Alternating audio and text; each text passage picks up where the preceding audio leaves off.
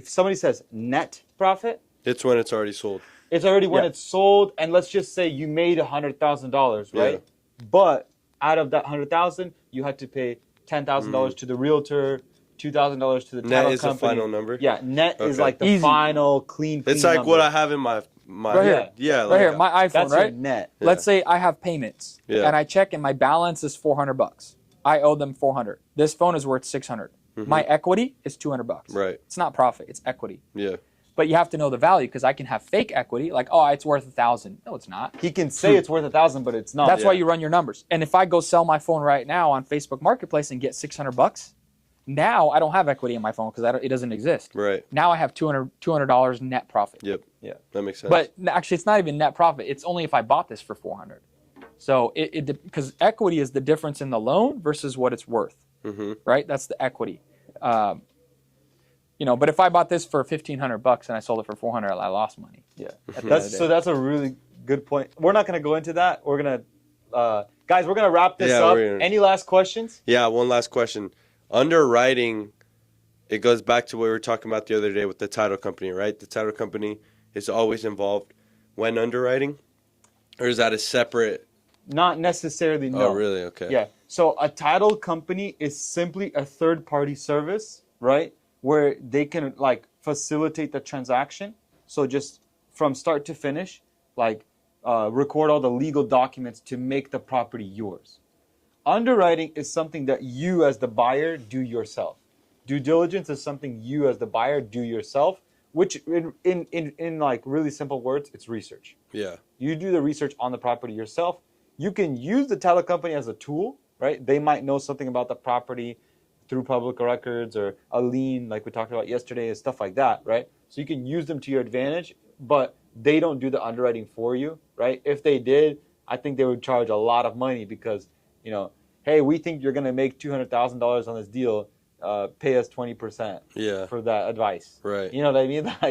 You have to make that decision yourself. You could just use them as a service. Right. Okay. I think if you go in dating terms, you don't marry the girl right away. There's a process. Well, if you do, I don't know. So I'm saying, step one. I'm on my fourth marriage, apparently. No, I'm not. That was a joke. I'm married, I have 4 kids, 1 wife, I love her. So you first find the girl, you talk to her. Yeah. If you're interested in her, the next step is you ask her out on a date, right? After you ask her out on a date, you guys date for a while, then you propose, get engaged, then get married. In the real estate side, it's the same thing. When you're doing research, step one, you just run the numbers. You get to know this property. Okay, I ran the numbers. Oh, they're way off. I'm going to pay $100,000 for this property. They want $200,000. Done. I tell them I'll pay you $100,000, but I'm not going to waste my time. I'm not going to get the title company involved. I'm not going to get people involved.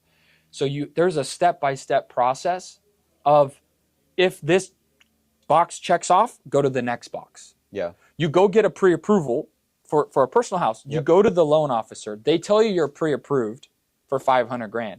Now that I'm pre-approved for $500,000, I'm going to start looking at lots, right? If I go look at a lot, I put it under contract, I sign the papers, and then I go to my loan officer and he says you're declined. You just wasted time. You just wasted time because you didn't close on the property. You have to go back to the seller and say, hey, I went to my loan officer and he said I can't buy it. So it's a step-by-step process. You follow it, and then eventually you'll get to the title company and you're going to say, hey, is there any issues with the property that you see?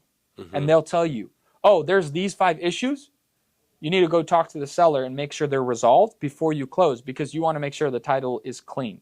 Yeah. It's just like a car, right? You want to make sure the car doesn't have a mortgage. You want to make sure the car doesn't have a lien on it. Whatever it is, when you're buying that, you want to make sure everything is checked off from the standpoint of the title. Yeah. Like a lien could be on there or something like they owe their underground, taxes. like a sewer pipe. Yeah, they owe their taxes for 3 years. Well, if you buy it, you owe the taxes. Yeah.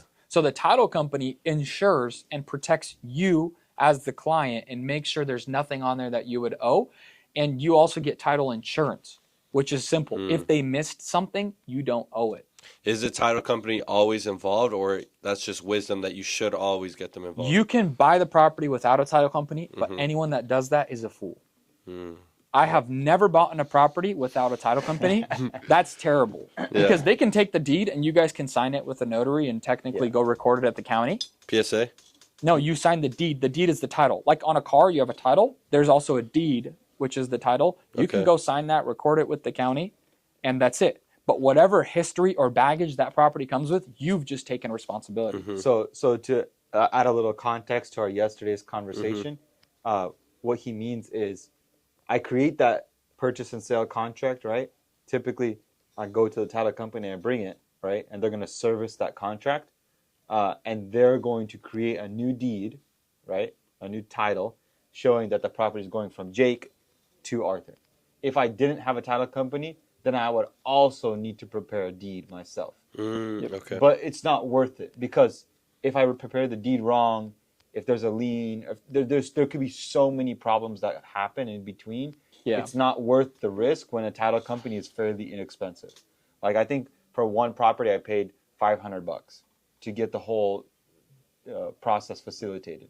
Some transactions could cost $2,000, right? But it's worth the $500 to sleep at night and know that the property really is yours and has no liens and has no other issues. So, in that same breath, sorry, very last question.